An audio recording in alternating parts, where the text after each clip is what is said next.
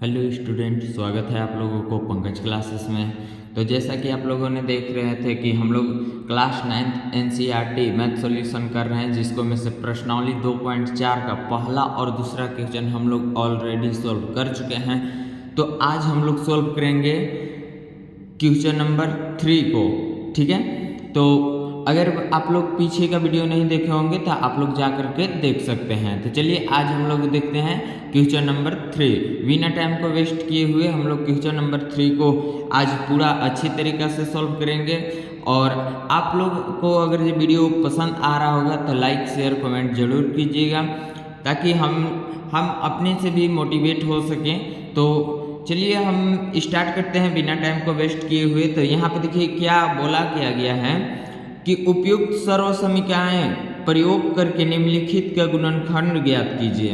यहाँ पे बोल रहा है कि उपयुक्त सर्वसमीका का उपयोग करके, यानी कि यहाँ पे सर्वसमीका यानी कि फार्मूला वगैरह उपयोग करके इसका गुणनखंड ज्ञात करना है। हम लोग सिंपल गुणनखंड तो सीखे हुए थे निकालने, लेकिन यहाँ पे सिंपल गुणनखंड नहीं ज्ञात करना है। ठीक है, तो यहाँ पे हम लोग उपयुक्त सर्वसमीका का उपयोग करना है। तो यहाँ पे देखेंगे कि फार्मूला आखिर कौन सा लगेगा।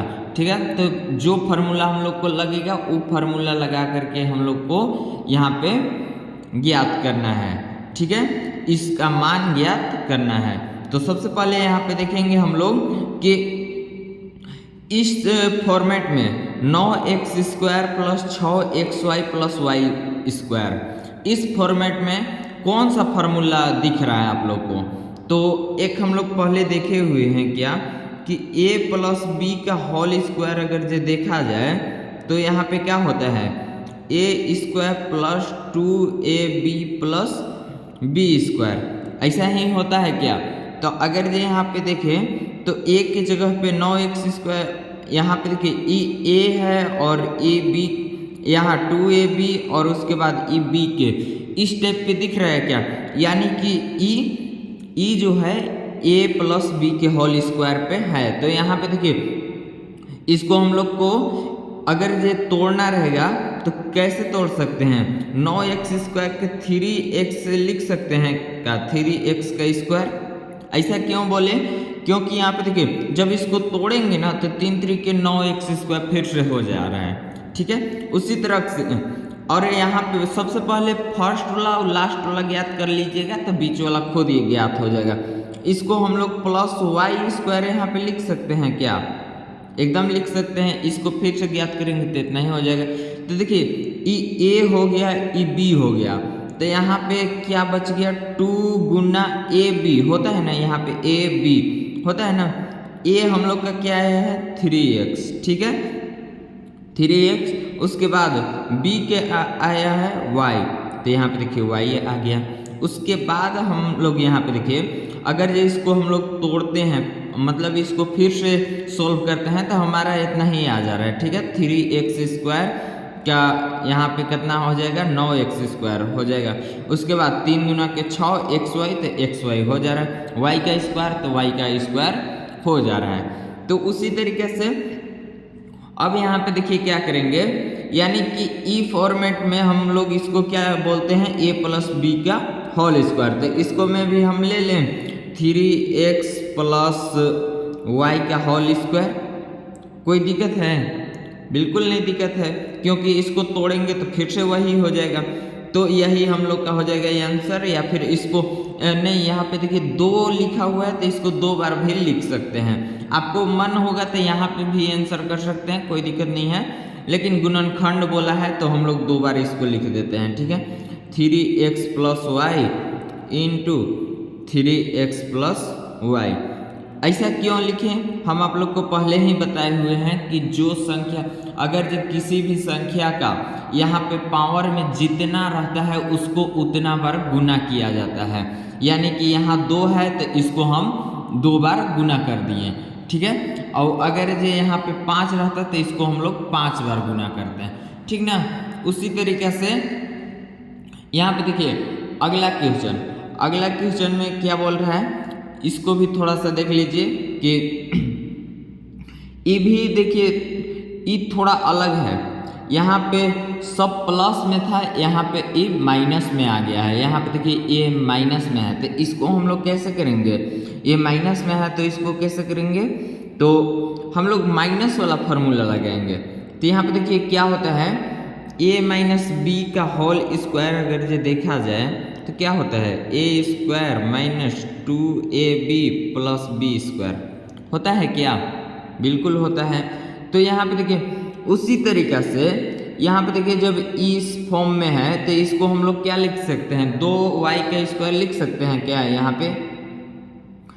पे 2y लिख सकते हैं, कोई दिक्कत नहीं, 2y का स्क्वायर, ठीक है। और उसके बाद यहाँ पे क्या बी स्क्वायर यानी कि 1 का स्क्वायर कर सकते हैं, बिल्कुल कर सकते हैं। उसके बाद जो बच्चा बीच वाला पार्ट यानी कि 2 गुना यहाँ पे क्या करेंगे, 2y इंटू, सॉरी रुकिएगा, इसको और अच्छे से लिख दे रहे हैं, ठीक है, 2y का स्क्वायर प्लस सॉरी यहाँ पे माइनस 2 गुना 2y गुना 1 प्लस 1 का स्क्वायर, सही है, अच्छा से दिख रहा है। अब इसको हम लोग क्या करेंगे, 2y माइनस 1 का स्क्वायर लिख देंगे, ठीक है यहाँ पे। अब इसको हम लोग 2 बार तोड़ देते हैं, 2y माइनस 1 और फिर से यहाँ पे 2y माइनस 1, यही हो जाएगा हम लोग का आंसर। यहाँ पे देखिए कुछ नहीं किए हैं, इसको भी वही किए हैं, a माइनस यहाँ पे a प्लस बी के होल स्क्वायर में तोड़े थे, यहाँ पे a माइनस बी के होल स्क्वायर में तोड़े हैं, ठीक है। तो उसके बाद यहाँ पे देखिए क्या किए हैं कि जो ई दिया है इसको 2y के स्क्वायर लिख सकते हैं, क्यों लिख सकते हैं, क्योंकि जब 2y का स्क्वायर करेंगे तो यहाँ पे फिर से 4y स्क्वायर हो जाएगा, ठीक है। उसी तरीके से फिर 1 का स्क्वायर करेंगे तो 1 ही रहेगा।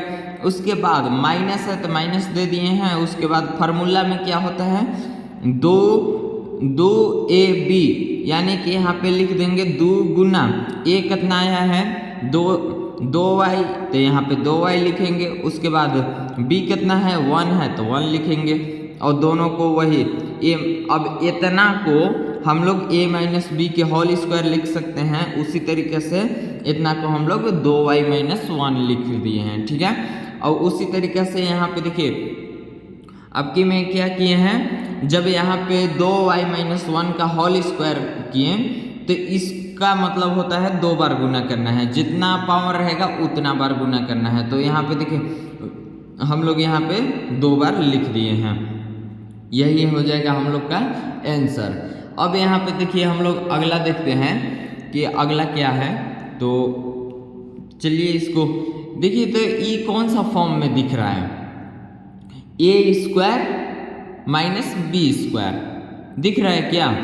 यहाँ पे देखिए ए स्क्वायर माइनस बी स्क्वायर बराबर क्या होता है, ए प्लस बी इंटू ए माइनस बी होता है, बिल्कुल होता है, ये एक फार्मूला होता है। उसी तरीके से अब यहाँ पे देखिए एक्स स्क्वायर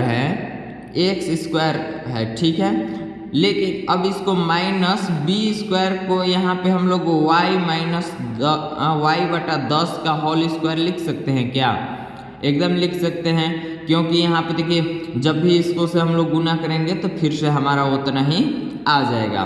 तो यहाँ पे देखिए ए स्क्वायर तो एक्स का स्क्वायर माइनस तो माइनस, उसके बाद बी स्क्वायर तो बी स्क्वायर, जब यही फार्मूला पे हो गया तो इसका मतलब कौन सा होगा यहाँ पे, अब ए स्क्वायर माइनस बी स्क्वायर बराबर ए प्लस बी इंटू ए माइनस बी। अभी इसका यही फार्मूला पे लिख दे रहे हैं, ठीक है। तो एक्स माइनस हो जाएगा, एक्स माइनस क्या हो जाएगा वाई बटा 10 इंटू यहाँ पे हो जाएगा एक्स प्लस वाई बटा 10, यही हो जाएगा हम लोग का आंसर, ठीक है। तो हम लोग इसी तरीक़ा से सॉल्व करेंगे। और भी अगर जो मान लीजिए यहाँ पे और भी बड़ा रहता चाहे छोटा रहता तो उसको हम लोग इसी तरीक़े से सॉल्व करते हैं। तो हम ज़्यादातर आप लोग को उम्मीद करते हैं कि अच्छी तरीक़े से समझ में आया होगा। अगर जो नहीं समझ में आता है तो आप लोग कमेंट में लिख दिया कीजिए कि सर ये टॉपिक नहीं समझ में आया, या फिर आप लोग कमेंट में आप लोग लिखते हैं तो ज़रूर हम देखेंगे, तो ज़रूर रिप्लाई देंगे। तो उसको आप लोग ज़रूर हाईलाइट कीजिए। जो चीज़ नहीं समझ में आता है उसको हाईलाइट करने का प्रयास कीजिए, ठीक है। और हम उम्मीद करते हैं आप लोग को अच्छी तरीके से समझ में आया होगा। और आप लोग एक देख करके आप लोग ज़्यादा से ज़्यादा क्वेश्चन सॉल्व करने का प्रयास कीजिए, अपने से सॉल्व करने का प्रयास कीजिए ताकि अच्छी तरीके से समझ में आ जाए। हमको देखिए वीडियो का कोई व्यूज नहीं बढ़ाना है, कोई वॉच टाइम नहीं बढ़ाना है, ठीक है। आप लोग सिर्फ और सिर्फ सीख जाइए, उतना ही काफ़ी है हमारे लिए, उतना ही काफ़ी है। तो बहुत बहुत धन्यवाद वीडियो को इन तक देखने के लिए। आगे का क्वेश्चन हम लोग देखेंगे नेक्स्ट पार्ट में, ठीक है। यहाँ पे देखिए हम लोग स्टार्ट करेंगे चौथा क्वेश्चन, ठीक है। चलिए हम लोग बहुत जल्द ही नेक्स्ट पार्ट भी लेकर के आएंगे। Thank you.